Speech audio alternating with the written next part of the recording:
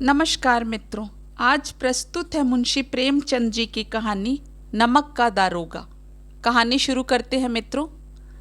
जब नमक का नया विभाग बना और ईश्वर प्रदत्त वस्तु के व्यवहार करने का निषेध हो गया तो लोग चोरी छिपे इसका व्यापार करने लगे।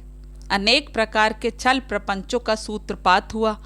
कोई घूस से काम निकालता था तो कोई चालाकी से।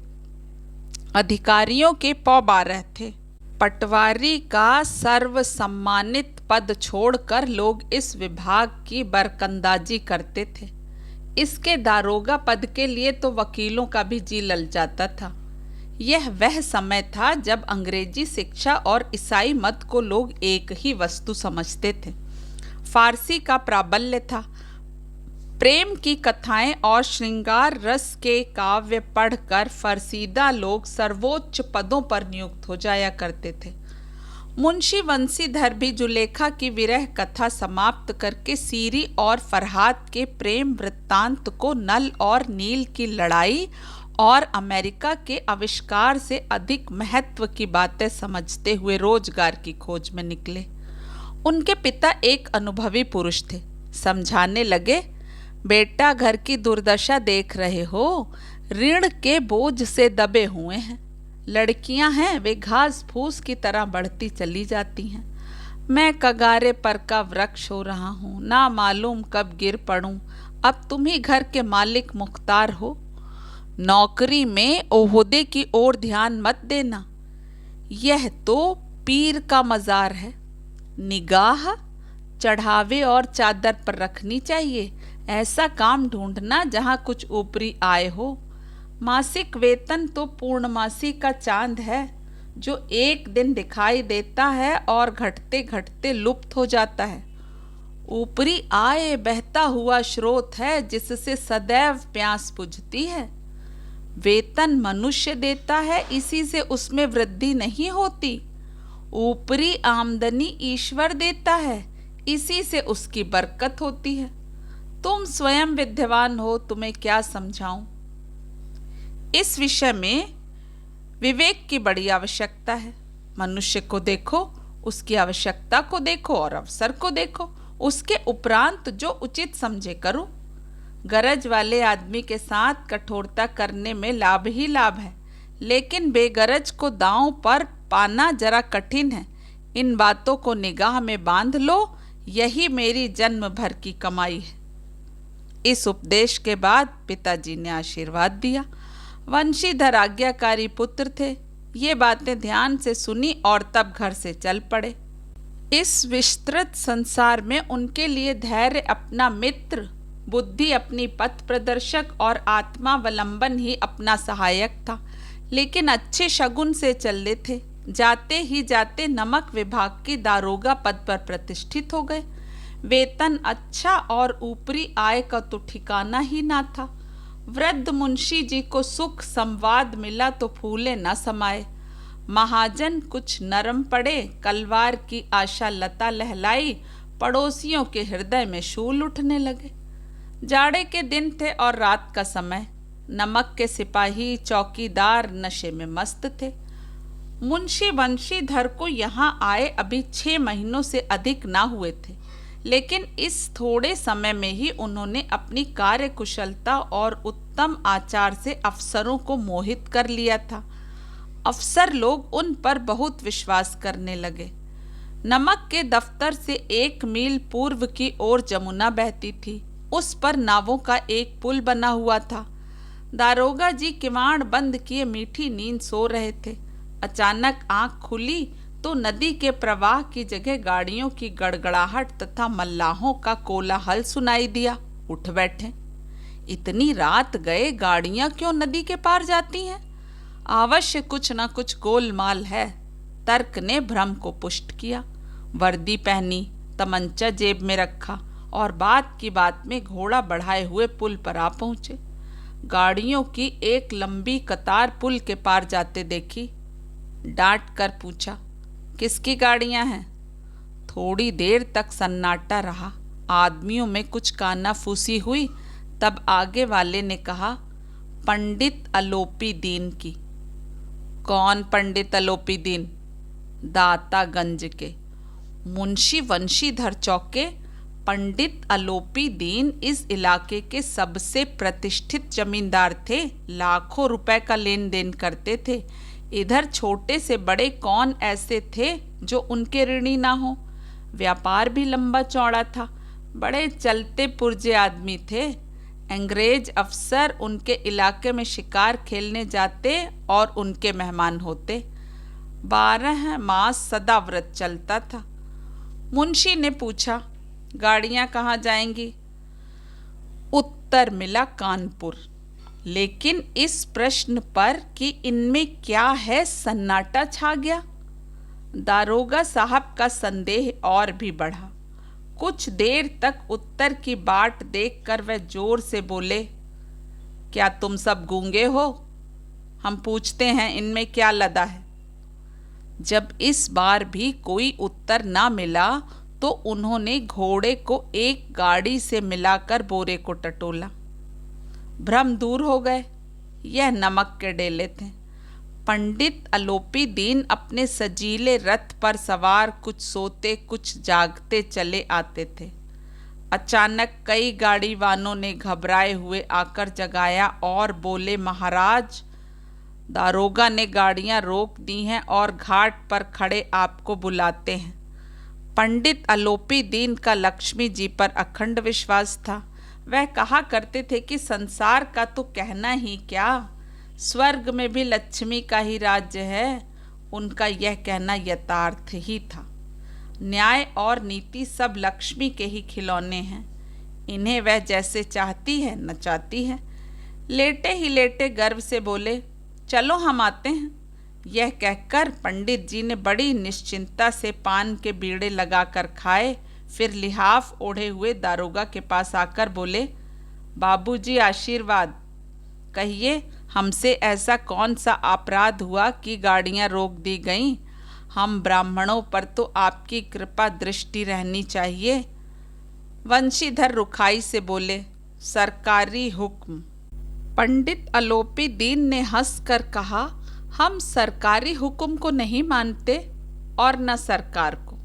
हमारे सरकार तो आप ही हैं। हमारा और आपका तो घर का मामला है। हम कभी आपसे बाहर हो सकते हैं? आपने व्यर्थ का कष्ट उठाया। यह हो नहीं सकता कि इधर से जाएं और इस घाट के देवता को भेंट न चढ़ाएं। मैं तो आपकी सेवा में स्वयं ही आ रहा था। वंशीधर पर ऐश्वर्य की मोहिनी वंश का कुछ प्रभाव न पड़ा। ईमानदारी की नई उमंग थी। कड़क कर बोले, हम उन नमक हरामों में नहीं हैं जो कौड़ियों पर अपना ईमान बेचते फिरते हैं। आप इस समय हिरासत में हैं। आपको कायदे के अनुसार चालान होगा। बस मुझे अधिक बातों की फुर्सत नहीं है। जमादार बदलू सिंह, तुम इन्हें हिरासत में ले चलो, मैं हुक्म देता हूँ। पंडित अलोपी दीन स्तंभित हो गए।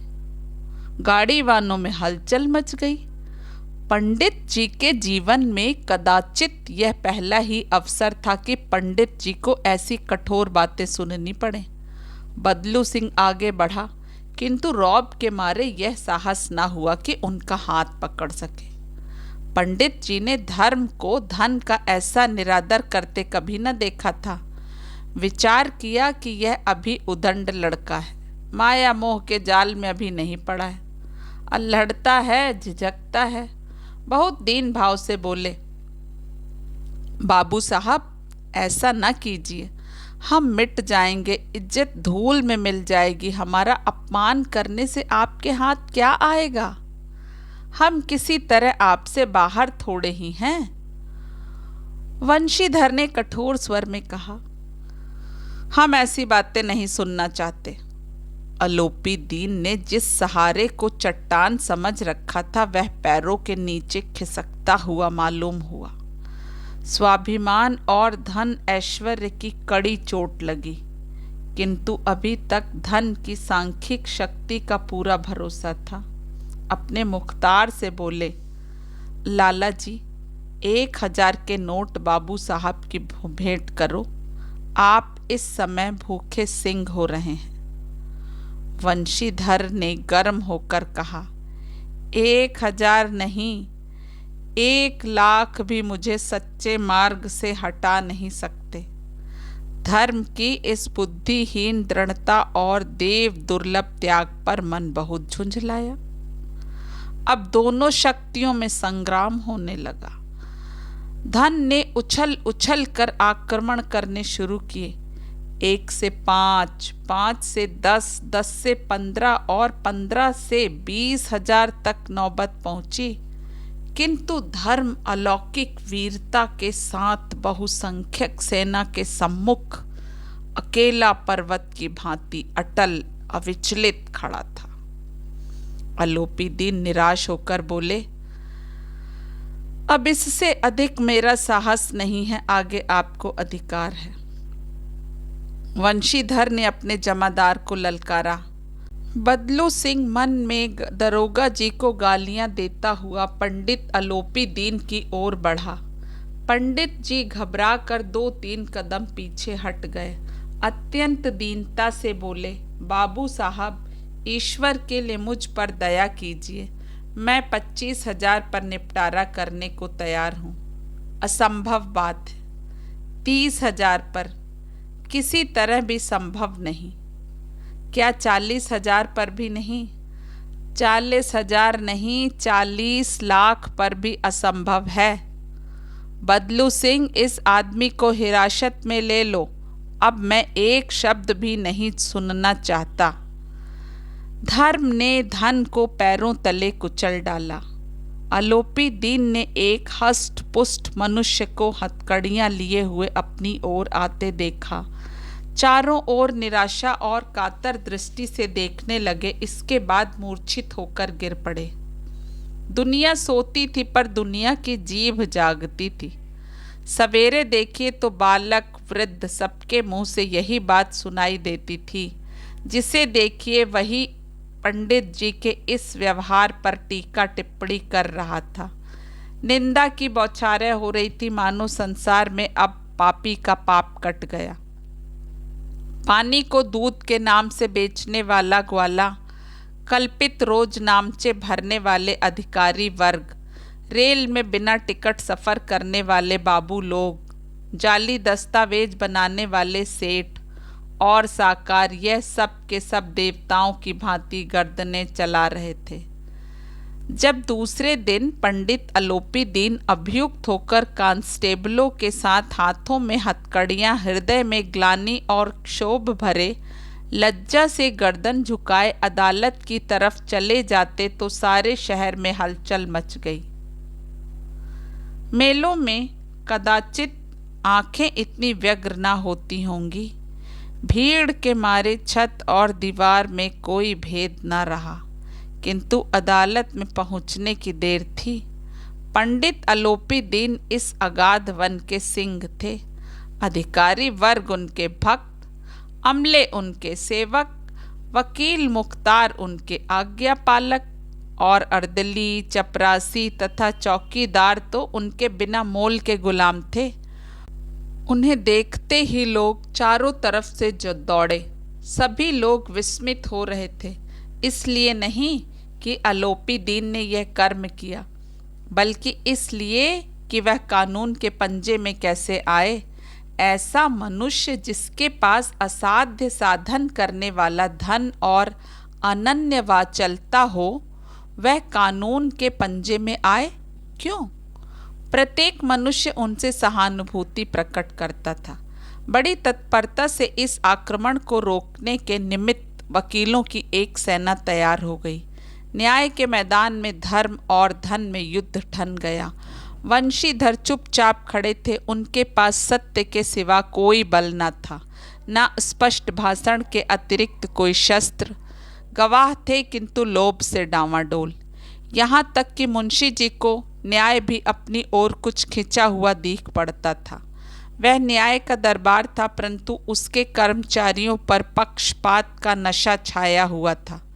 किंतु पक्षपात और न्याय का क्या मेल? जहाँ पक्षपात हो वहाँ न्याय की कल्पना नहीं की जा सकती। मुकदमा शीघ्र ही समाप्त हो गया।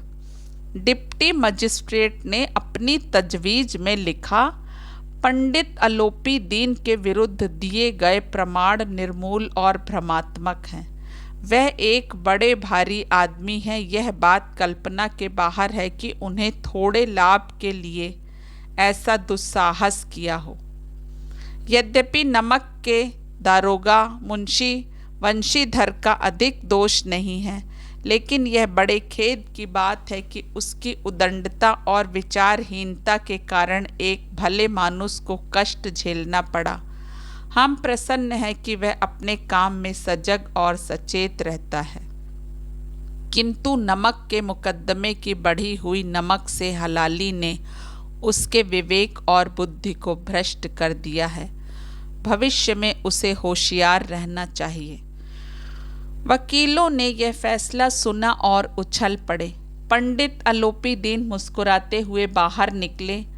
स्वजन बांधवों ने रुपए की लूट की। उदारता का सागर उमड़ पड़ा। उसकी लहरों ने अदालत की नींव तक हिला दी। जब बंशीधर बाहर निकले तो चारों ओर उनके ऊपर व्यंग वाणों की वर्षा होने लगी। चपरासियों ने झुक झुक कर सलाम किए, किंतु इस समय एक कटु वाक्य, एक एक संकेत उनकी गर्वाग्नि को प्रज्वलित कर रहा था। कदाचित इस मुकदमे में सफल होकर वह इस तरह अकड़ते हुए न चलते। आज उन्हें संसार का एक खेदजनक विचित्र अनुभव हुआ। न्याय और विद्वता, लंबी चौड़ी उपाधियां, बड़ी बड़ी दाढ़ियां, ढीले चोगे, एक भी सच्चे आदर का पात्र नहीं है। वंशीधर ने धन से बैर मोल लिया था। उसका मूल्य चुकाना अनिवार्य था। कठिनता से 1 सप्ताह बीता होगा कि मुअत्तली का परवाना आ पहुंचा। कार्यपरायणता का दंड मिला। बेचारे भग्न हृदय, शोक और खेद से व्यथित घर को चले। बूढ़े मुंशी जी तो पहले ही से कुड़बुड़ा रहे थे कि चलते चलते इस लड़के को समझाया था, लेकिन इसने एक न सुनी, सब मनमानी करता है। हम तो कलवार और कसाई के तगादे सहें, बुढ़ापे में भगत बनकर बैठे और वहाँ बस वही सूखी तनख्वाह। हमने भी तो नौकरी की है और कोई ओहदेदार नहीं थे, लेकिन काम किया, दिल खोल कर किया, और आप ईमानदार बनने चले हैं। घर में चाहे अंधेरा हो, मस्जिद में अवश्य दिया जलाएंगे। खेद ऐसी समझ पर, पढ़ना लिखना सब अकारत गया।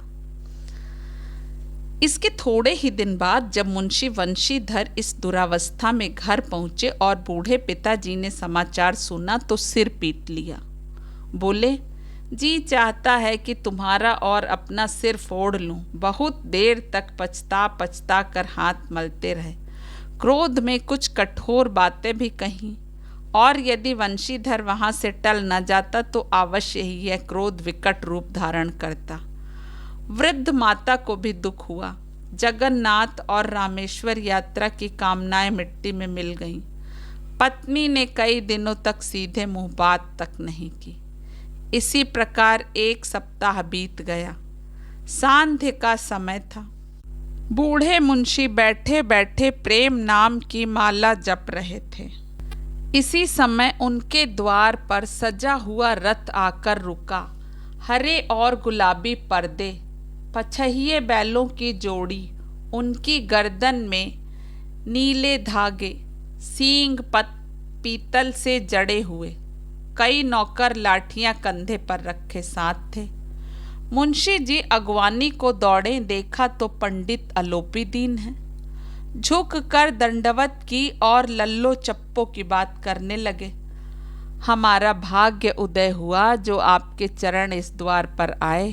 आप हमारे पूज्य देवता हैं। आपको कौन सा मुख दिखावें, मुंह में तो कालिक लगी हुई है, किंतु क्या करें, लड़का अभागा कपूत है, नहीं तो आपसे क्या मुंह छिपाना पड़ता। ईश्वर निसंतान चाहे रखे, पर ऐसी संतान ना दे। अलोपी दीन ने कहा, नहीं भाई साहब, ऐसा ना कहिए। मुंशी जी ने चकित होकर कहा, ऐसी संतान को और क्या करूं? आलोपी दीन ने वात्सल्यपूर्ण स्वर में कहा, कुल तिलक और पुरखों की कीर्ति उज्जवल करने वाले संसार में ऐसे कितने धर्मपरायण मनुष्य हैं जो धर्म पर अपना सब कुछ अर्पण कर सकें। पंडित आलोपी दीन ने वंशीधर से कहा, दारोगा जी, इसे खुशामद न समझिए। खुशामद करने के लिए मुझे इतना कष्ट उठाने की ज़रूरत न थी। उस रात को आपने अपने अधिकार बल से अपनी हिरासत में लिया था, किंतु आज मैं स्वेच्छा से आपकी हिरासत में आया हूँ। मैंने हजारों रईस और अमीर देखे, हजारों उच्च पदाधिकारियों से काम पड़ा, किंतु परास्त किया तो आपने। मैंने सबको अपना और अपने धन का गुलाम बनाकर छोड़ दिया। मुझे आज्ञा दीजिए कि आपसे कुछ विनय करूं। वंशीधर ने आलोपी दीन को आंकते देखा तो उठकर सत्कार किया, किंतु स्वाभिमान सहित। समझ गए कि यह महाशय मुझे लज्जित करने और जलाने आए हैं। क्षमा प्रार्थना की चेष्टा नहीं की, वरन उन्हें अपने पिता की यह ठकुर सुहाती की बात असह्य प्रतीत हुई। पर पंडित जी की बातें सुनी तो मन की मैल मिट गई। पंडित जी की ओर उड़ती हुई दृष्टि से देखा, सद्भाव झलक रहा था। गर्व ने अब लज्जा के सामने सिर झुका दिया। शर्माते हुए बोले, यह आपकी उदारता है जो ऐसा कहते हैं। मुझसे जो कुछ अविनय हुई है उसे क्षमा कीजिए। मैं धर्म की बेड़ी में जकड़ा हुआ था, नहीं तो वैसे मैं आपका दास हूँ। जो आज्ञा होगी वह मेरे सिर माथे पर। आलोपी दीन ने विनीत भाव से कहा, नदी तट पर आपने मेरी प्रार्थना नहीं स्वीकार की थी, किंतु आज स्वीकार करनी पड़ेगी। वंशीधर बोले, मैं किस योग्य हूँ, किंतु जो कुछ सेवा मुझसे हो सकती है उसमें त्रुटि न होगी। आलोपी दीन ने एक स्टाम्प लगा हुआ पत्र निकाला और उसे वंशीधर के सामने रख कर बोले, इस पद को स्वीकार कीजिए और अपने हस्ताक्षर कीजिए। मैं ब्राह्मण हूँ, जब तक यह सवाल पूरा न कीजिएगा द्वार से न हटूंगा। मुंशी वंशीधर ने उस कागज को पढ़ा तो कृतज्ञता से आंखों में आंसू भर आए। पंडित आलोपी दीन ने उनको अपनी सारी जायदाद का स्थायी मैनेजर नियत किया था। 6,000 वार्षिक वेतन के अतिरिक्त रोजाना खर्च अलग, सवारी के लिए घोड़ा, रहने के लिए बंगला, नौकर चाकर मुफ्त। कंपित स्वर में बोले, पंडित जी, मुझ में इतनी सामर्थ्य नहीं है कि आपकी उदारता की प्रशंसा कर सकूं, किंतु ऐसे उच्च पद के योग्य नहीं हूँ। आलोपी दीन हंस कर बोले, मुझे इस समय एक अयोग्य मनुष्य की ही जरूरत है। वंशीधर ने गंभीर भाव से कहा, यूँ मैं आपका दास हूँ। आप जैसे कीर्तिवान सज्जन पुरुष की सेवा करना मेरे लिए सौभाग्य की बात है, किंतु मुझ में न विद्या है, न बुद्धि है, न वह स्वभाव जो इन त्रुटियों को पूरित कर देता है। ऐसे महान कार्य के लिए एक बड़े मर्मज्ञ अनुभवी मनुष्य की जरूरत है। आलोपी दीन ने कलम दान से कलम निकाली और उसे वंशीधर के हाथ में देकर बोले, ना मुझे विद्वता की चाह है, ना अनुभव की, ना मर्मज्ञता की, ना कार्य कुशलता की। इन गुणों के महत्व को खूब पा चुका हूँ। अब सौभाग्य और सुअवसर ने मुझे वह मोती दे दिया है जिसके सामने योग्यता और विद्वता की चमक फीकी पड़ जाती है। यह कलम लीजिए, अधिक सोच विचार न कीजिए, दस्तखत कर दीजिए। परमात्मा से यही प्रार्थना है कि वह आपको सदैव वही नदी के किनारे वाला बेमुरव्वत, उदंड, कठोर परंतु धर्मनिष्ठ दारोगा बनाए रखे। वंशीधर की आंखें डबडबा आई। हृदय के संकुचित पात्र में इतना एहसान ना समा सका। एक बार फिर पंडित जी की ओर भक्ति और श्रद्धा की दृष्टि से देखा और कांपते हुए हाथ से मैनेजरी के कागज पर हस्ताक्षर कर दिए। आलोपी दीन ने प्रफुल्लित होकर उन्हें गले लगा लिया। मित्रों, नैतिक शिक्षा के अंतर्गत हम लोगों ने ईमानदारी पर बहुत सी कहानियाँ सुनी होंगी, किंतु मुंशी प्रेमचंद जी की ये कहानी लाजवाब है और उन सभी छात्रों से मेरा अनुरोध है कि इस कहानी को अवश्य सुनें जिनकी गद्य में यह कहानी दी हुई है। सभी को अपना